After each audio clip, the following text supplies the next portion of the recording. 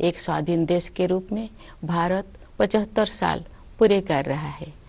14 अगस्त के दिन को विभीषिका स्मृति दिवस के रूप में मनाया जा रहा है। इस स्मृति दिवस को मनाने का उद्देश्य सामाजिक सद्भाव, मानव सशक्तिकरण और एकता को बढ़ावा देना है। 15 अगस्त 1947 के दिन हमने औपनिवेशिक शासन की बेड़ियों को काट दिया था। उस दिन हमने अपनी नियति को नया स्वरूप देने का निर्णय लिया था। उस शुभ दिवस की वर्षगांठ मनाते हुए हम लोग सभी स्वाधीनता सेनानियों को सादर नमन करते हैं। उन्होंने अपना सर्वस्व बलिदान कर दिया ताकि हम सब एक स्वाधीन भारत में सांस ले सके। भारत की आज़ादी हमारे साथ साथ विश्व में लोकतंत्र के हर समर्थक के लिए उत्सव का विषय है। जब भारत स्वाधीन हुआ तो अनेक अंतर्राष्ट्रीय नेताओं और विचारकों ने हमारी लोकतांत्रिक शासन प्रणाली की सफलता के विषय में आशंका व्यक्त की थी। उनकी इस आशंका के कई कारण भी थे। उन दिनों लोकतंत्र आर्थिक रूप से उन्नत राष्ट्र तक ही सीमित था। विदेशी शासकों ने वर्षों तक भारत का शोषण किया था। इस कारण भारत के लोग गरीबी और अशिक्षा से जूझ रहे थे। लेकिन भारतवासियों ने उन लोगों की आशंकाओं को गलत साबित कर दिया। भारत की मिट्टी में लोकतंत्र की जोड़ें लगातार गहरी और मजबूत होती गई। अधिकांश लोकतांत्रिक देशों में वोट देने का अधिकार प्राप्त करने के लिए महिलाओं को लंबे समय तक संघर्ष करना पड़ा। लेकिन हमारे गणतंत्र की शुरुआत से ही भारत ने सार्वभौमिक वयस्क मताधिकार को अपनाया। इस प्रकार आधुनिक भारत के निर्माताओं ने प्रत्येक वयस्क नागरिकों को राष्ट्र निर्माण की सामूहिक प्रक्रिया में भाग लेने का अवसर प्रदान किया।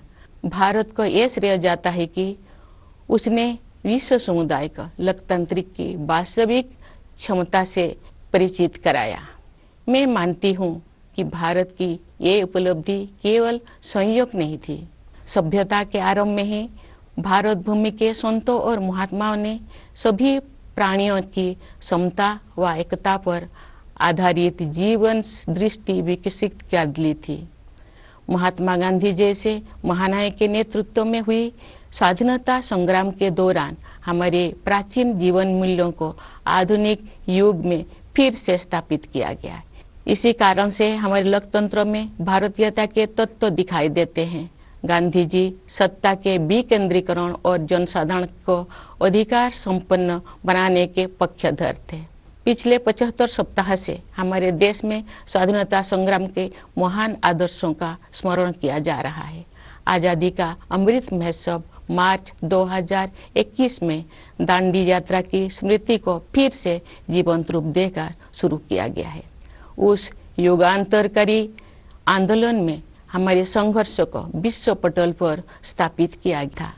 उसे सम्मान देकर हमारे इस महोत्सव की शुरुआत की गई। ये महोत्सव भारत की जनता को समर्पित है। देशवासियों द्वारा हासिल की गई सफलता के आधार पर आत्मनिर्भर भारत के निर्माण का संकल्प भी इस उत्सव का हिस्सा है। हर आयु वर्ग के नागरिक पूरे देश में आयोजित इस महोत्सव के कार्यक्रम में उत्साहपूर्वक भाग ले रहे हैं। ये भव्य महोत्सव अब हर घर तिरंगा अभियान के साथ आगे बढ़ रहा है। आज देश के कोने कोने में हमारा तिरंगा शान से लहरा रहा है।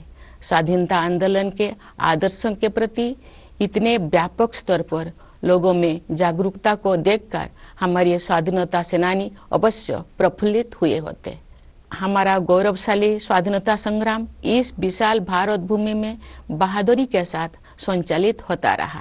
अनेक महान स्वाधीनता सेनानियों ने वीरता के उदाहरण प्रस्तुत किए और राष्ट्र जागरण की मशाल अगली पीढ़ी को सौंपे। अनेक वीर योद्धाओं तथा उनके संघर्षों, विशेषकर किसानों और आदिवासी समुदाय के वीरों का योगदान एक लंबे समय तक सामूहिक स्मृति से बाहर रहा। पिछले वर्ष से हर 15 नवंबर को जनजातीय गौरव दिवस के रूप में मनाने का सरकार का निर्णय स्वागत योग्य है। हमारे जनजातीय महानायक केवल स्थानीय या क्षेत्रीय प्रतीक नहीं है, बल्कि ये पूरे देश के लिए प्रेरणा का स्रोत है। प्यारे देशवासियों, एक राष्ट्र के लिए, विशेष रूप से भारत जैसे प्राचीन देश के लंबे इतिहास में 75 वर्ष का समय बहुत छोटा प्रतीत होता है, लेकिन व्यक्तिगत स्तर पर ये कालखंड एक जीवन यात्रा जैसा है। हमारे वरिष्ठ नागरिकों ने अपने जीवन काल में अद्भुत परिवर्तन देखे हैं। ये गवाह है कि कैसे आज़ादी के बाद सभी पीढ़ियों ने कड़ी मेहनत की, विशाल चुनौतियों का सामना किया और स्वयं अपने भाग्य विधाता बने। इस दौर में हमने जो कुछ सीखा है वो सब उपयोगी साबित होगा, क्योंकि हम राष्ट्र की यात्रा में एक ऐतिहासिक पड़ाव की ओर आगे बढ़ रहे हैं। हम सब 2047 में स्वाधीनता के शताब्दी उत्सव तक की 25 वर्षों की अवधि यानी भारत के अमृत काल में प्रवेश कर रहे हैं।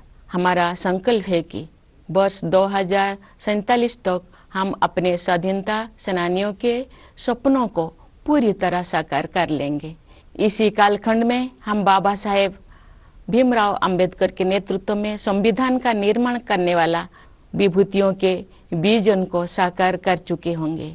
एक आत्मनिर्भर भारत के निर्माण में हम पहले से ही तत्पर हैं। वो एक ऐसा भारत होगा जो अपनी संभावनाओं को साकार कर चुका होगा। दुनिया ने हाल के वर्षों में एक नए भारत को उभरते हुए देखा है। खासकर कोविड-19 के प्रकोप के बाद इस महामारी का सामना हमने जिस तरह किया है, उसकी सर्वत्र सराहना की गई है। हमने देश में ही निर्मित वैक्सीन के साथ मानव इतिहास का सबसे बड़ा टीकाकरण अभियान शुरू किया। पिछले महीने हमने 200 करोड़ वैक्सीन कवरेज का आंकड़ा पार कर दिया है। इस महामारी का सामना करने में हमारी उपलब्धियां विश्व के अनेक विकसित देशों से अधिक रही है। इस प्रशंसनीय उपलब्धि के लिए हम अपने वैज्ञानिकों, डॉक्टरों, नर्सों, पैरामेडिक्स और टीकाकरण से जुड़े कर्मचारियों के आभार हैं। इस आपदा में कोरोना योद्धाओं द्वारा किया गया योगदान विशेष रूप से प्रशंसनीय है। कोरोना महामारी ने पूरे विश्व में मानव जीवन और अर्थव्यवस्थाओं पर कठोर प्रहार किया है। जब दुनिया इस गंभीर संकट के आर्थिक परिणामों से जूझ रही थी, तब भारत ने स्वयं को संभाला और अब पुनः तीव्र गति से आगे बढ़ने लगा है। इस समय भारत दुनिया में सबसे तेजी से बढ़ रही प्रमुख अर्थव्यवस्था में से एक है। भारत को स्टार्टअप इकोसिस्टम का विश्व में ऊंचा स्थान है। हमारे देश में स्टार्टअप्स की सफलता, विशेषकर यूनिकॉर्न्स की बढ़ती हुई संख्या हमारी औद्योगिक प्रगति का शानदार उदाहरण है। विश्व में चल रही आर्थिक कठिनाई के विपरीत भारत की अर्थव्यवस्था को तेजी से आगे बढ़ाने के श्रेय सरकार तथा नीति निर्माताओं को जाता है। पिछले कुछ वर्ष के दौरान फिजिकल और डिजिटल इंफ्रास्ट्रक्चर के विकास में अभूतपूर्व प्रगति हुई है।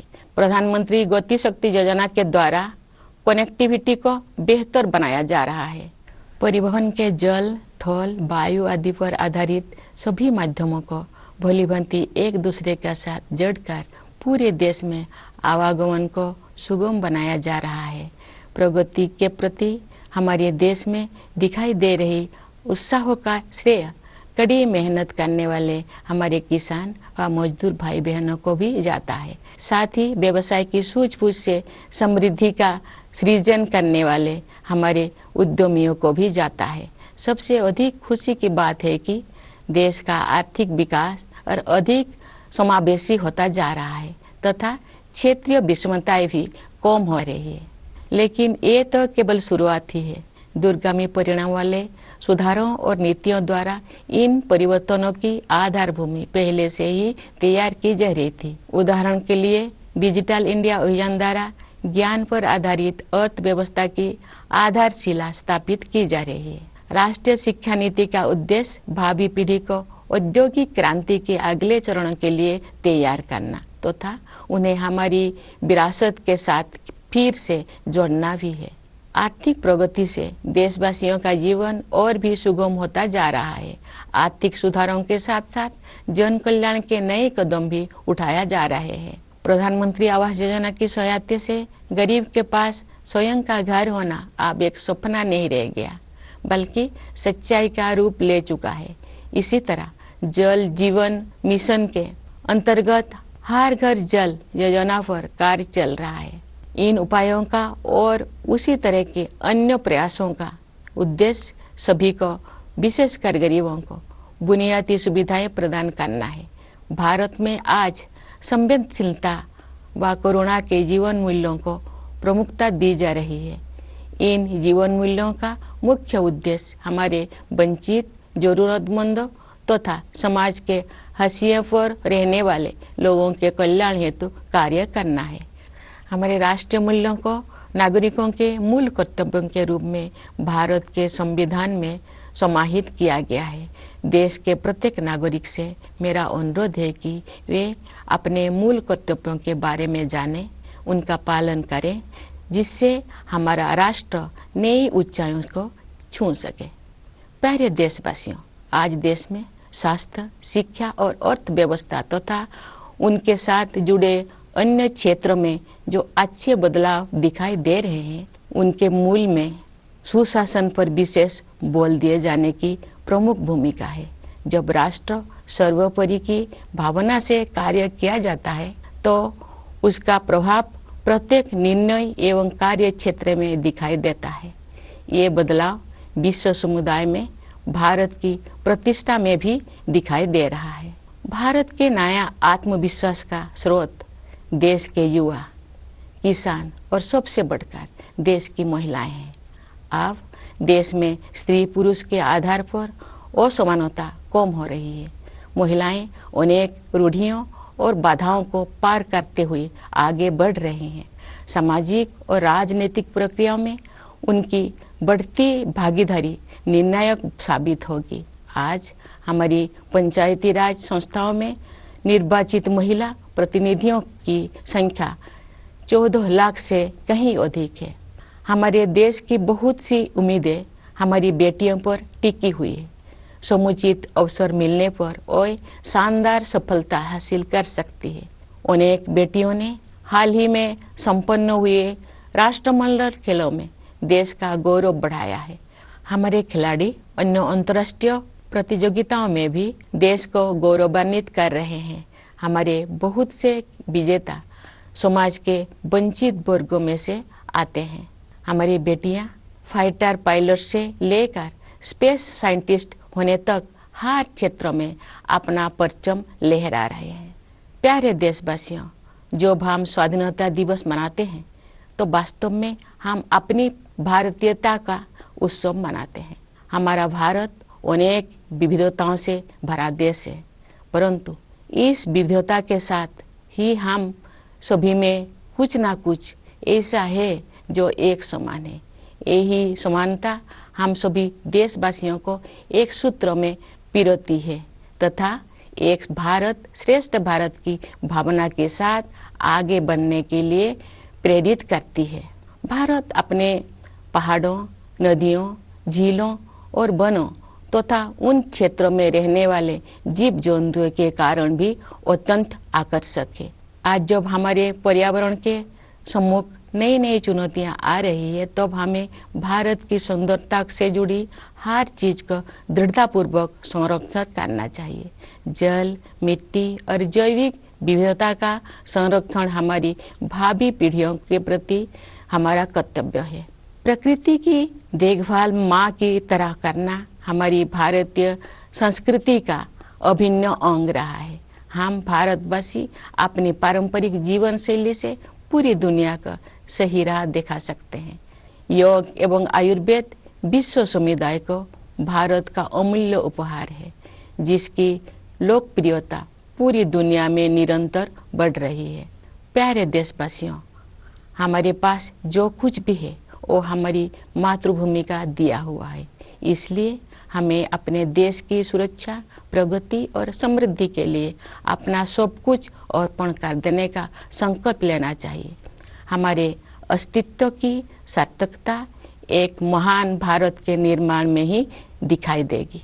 कन्नड़ भाषा के माध्यम से भारतीय साहित्य को समृद्ध करने वाले महान राष्ट्रवादी कवि कुवेंपु ने कहा है, नानु अड़िए नीनु अड़िए नम्मा एलु बिगोड़ मेले मूडुबुदु नव भारत दलीले। अर्थात मैं नहीं रहूंगा, नहीं रहेंगे तुम, परंतु हमारी अस्थियों पर उदित होगी नई भारत की महागाथा।